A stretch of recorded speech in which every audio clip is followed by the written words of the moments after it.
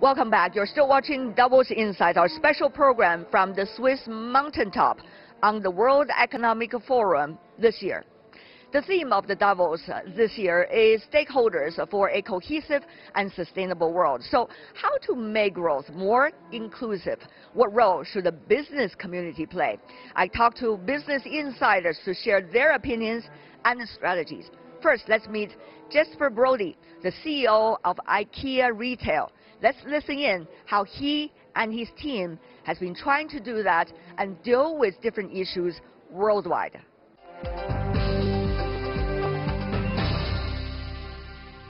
What about the latest development regarding your cooperation with e-commerce platforms? We've been very much based on our flagship stores. That has been the place where you can not only experience inspiration, you can get help, and you can get your sofa with you. Recently, in a digital era, we have an opportunity to not only reach people in our stores, but to reach anybody, whenever they want and wherever they are. So we are investing heavily into our own platform to start with, but we also started to have dialogues around different partnerships in society where we can fulfill our customers' dreams. How would you set the priorities?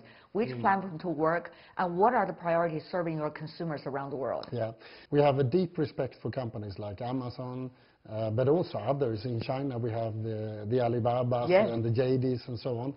At the same time, we need to figure out how can we be part of a community, both in search engines and in different type of platforms, and at the same time make sure that we don't lose our contact with our customers.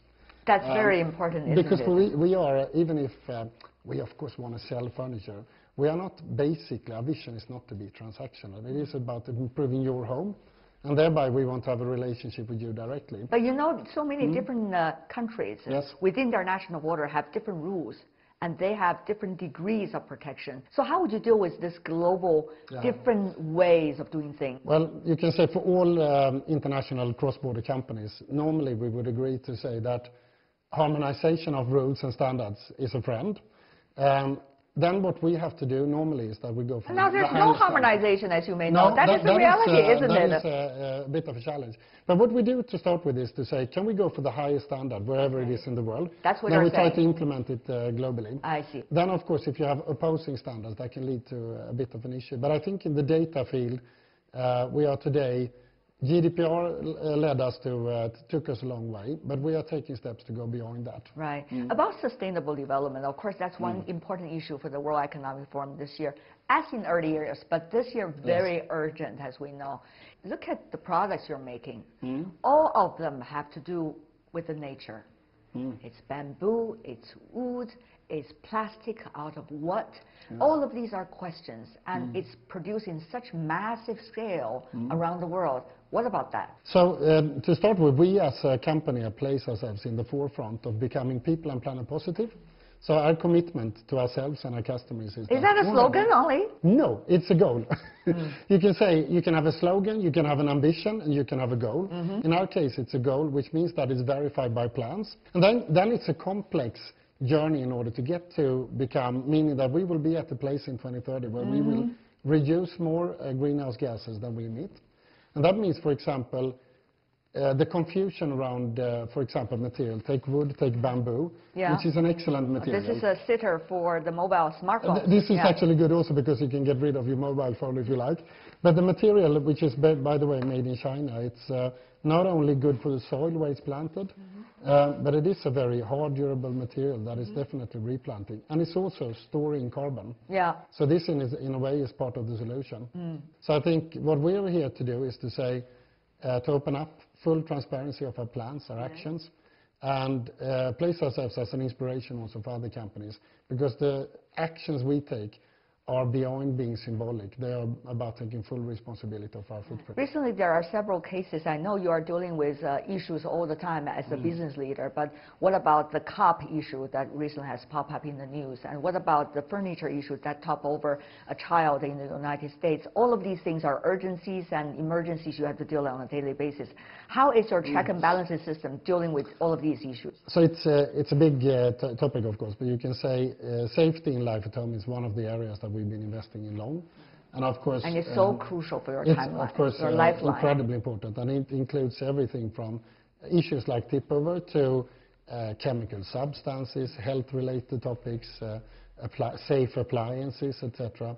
And then, of course, you have the systematic of working with product requirements, and then auditing and controlling that not only us, but the people we work with are part of being okay. For a China market, that's been changing every 2 to 3 years. It's huge speed. Yes. How would you adjust to a market like that? And it's not likely just be China. It could be India. It could be other places. How would you deal with that? You can say China has moved from being catching up with the world to actually taking the lead in many areas. If you take the digital area, if you take also consumer behavior, it's no longer behind. It's ahead of the game and setting the standards of tomorrow's interaction between customers and companies. Like what kind of standards? So, for example, I think the entrepreneurial spirit in China is amazing. So there is a test and try mentality where you go straight to action. And you know the secret now about then China. You take test it away and try. And you go for it, right? Yes. But that means, for example, how people interact today digitally with any company.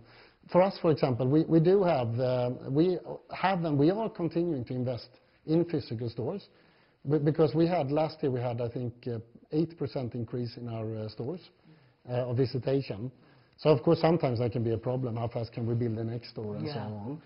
But people love to be together. They like the physical experience, but they want to interact also digitally in that journey. And there we are catching up. So one of the ways we are responding to it is that we set up a development center for digital. It's in Shanghai, sorry, Beijing.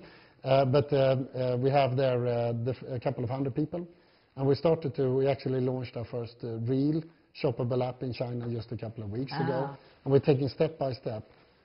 And if you ask me, this is not only to please the consumer in China, but it's us also learning with speed what we can use in other parts of the world. So it's like when you deal with a market that's changing so fast, you are learning while doing with all your consumers at the same time. The benefit goes beyond China for us.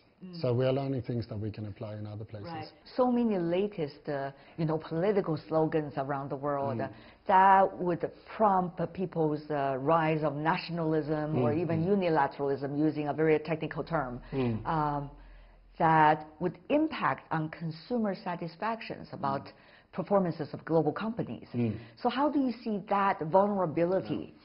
No, I think it's a very deep question that you're asking. I know. So I think from a personal perspective on this, I think representing humanistic values and siding with people and avoiding the mystery or the monsters around, if you look at it, I've had the pleasure to live in Pakistan, I had the pleasure to live in Indonesia, in China, in Denmark, in Netherlands.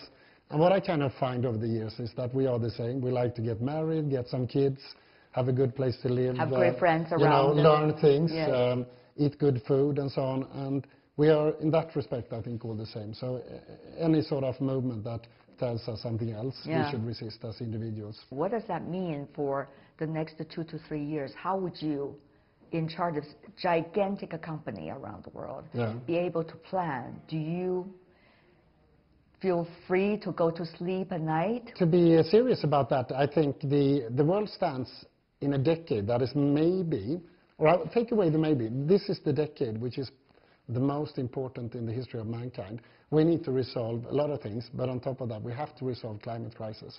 There is no doubt on that. So that means also all of us have to come together and be in a transparent way, in a collaborative way, and say this is number one now. And whatever is confusing that picture needs to be sorted out, because the clock is ticking, and we have about a decade to turn the tide now. We still will face, and we are facing, the consequences of what we didn't understand in the previous century. But we have an opportunity to get planet Earth back on track. And we will for sure place ourselves as one of the forces of that. Transparently, we will take actions, we will invest, and we will do our part. Well said. Thank you so much, Jesper. Thank you so much. Thank you. Hope you enjoy the rest of the stay in Davos. And you too. 谢谢. You're watching Davos Insight from the Swiss mountaintop. Geopolitics should not dictate global sustainable development. That is what Natarajan Chandra has said to me.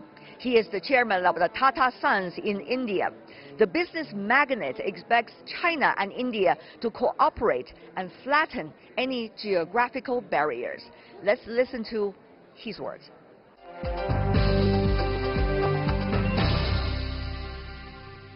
Mr. Chandra, from the Tata Group, what a pleasure to have you here on CGTN.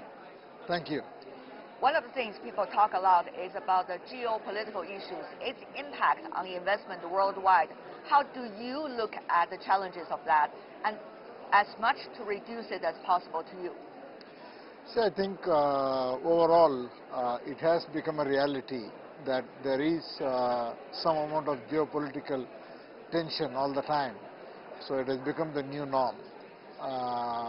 It's really surprising because on the one hand technology is connecting companies globally and it is making it a borderless world. On the other hand, the geopolitical tensions do create barriers in trade between nations and across the globe. That's frustrating for businesses like you, right? Yeah, but that's part of life now. Yeah, but so how would you deal with this part of life? So this is something that we have got to accept and then plan your investments accordingly. But businesses make investments for really long term. They don't make for short term. But the geopolitical situations are volatile and they keep going up and down.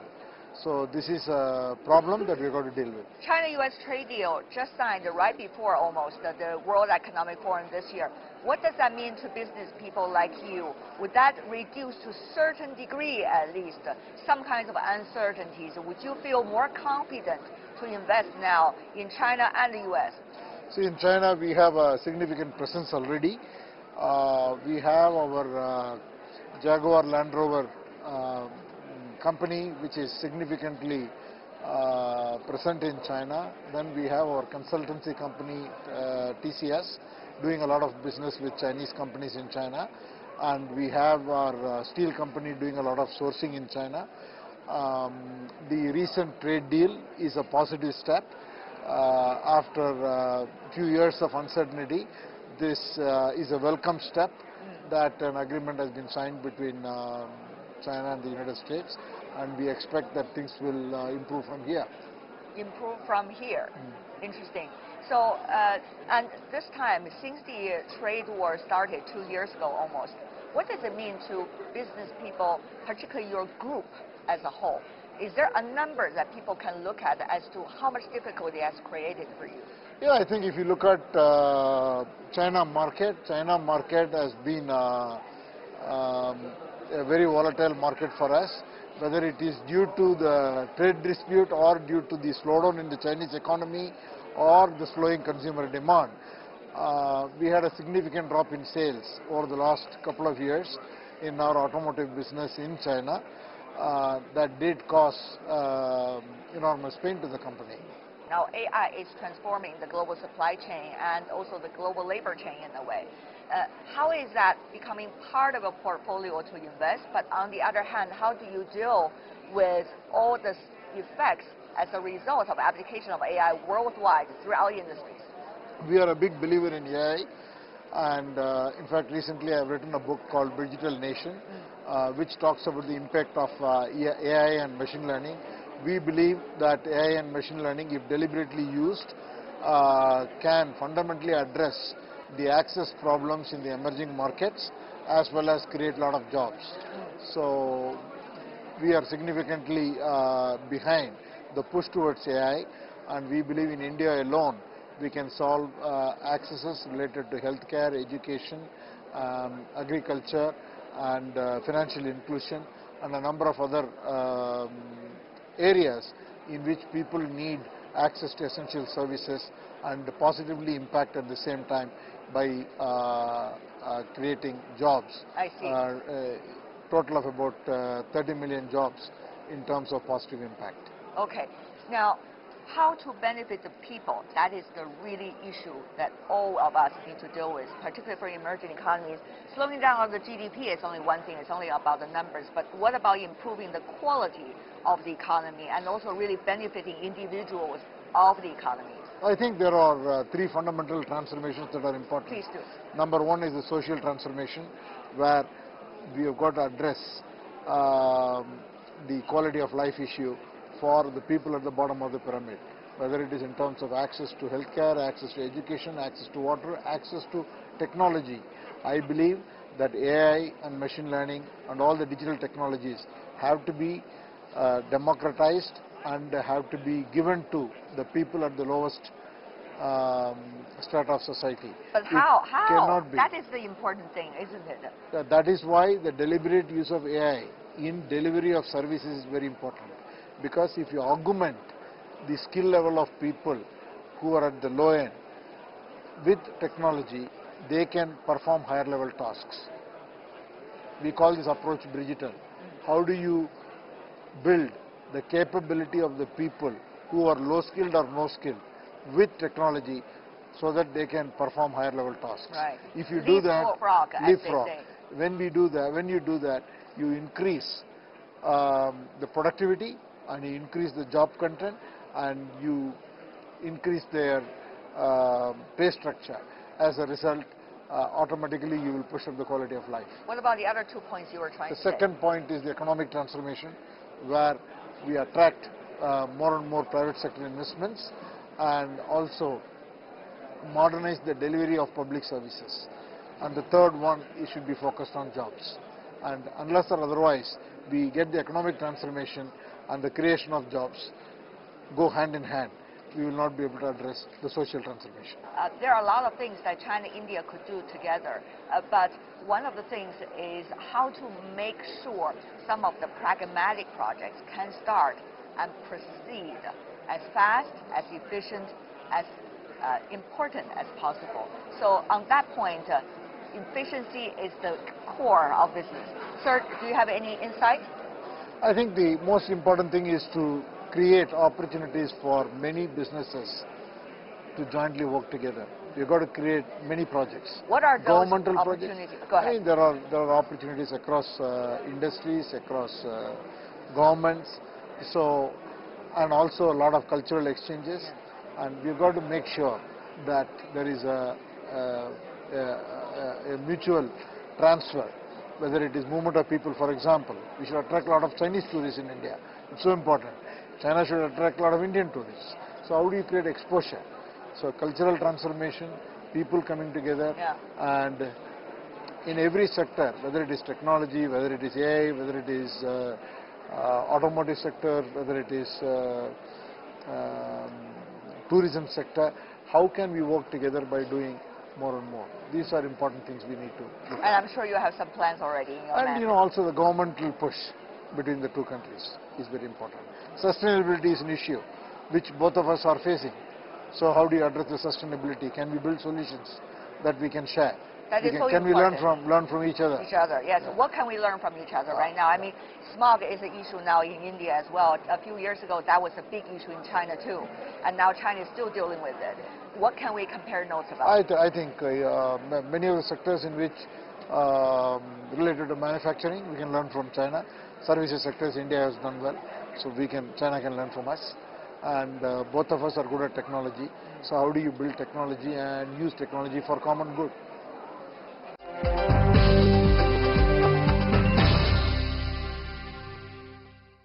And with the insights coming from the business leader from around the world, we are coming to the end of this edition of Davos Insights special program on the World Economic Forum 2020. I'm Tian Wei from the Swiss mountaintop. On behalf of my team here in Davos and in Beijing, thank you for watching, and I'll see you tomorrow.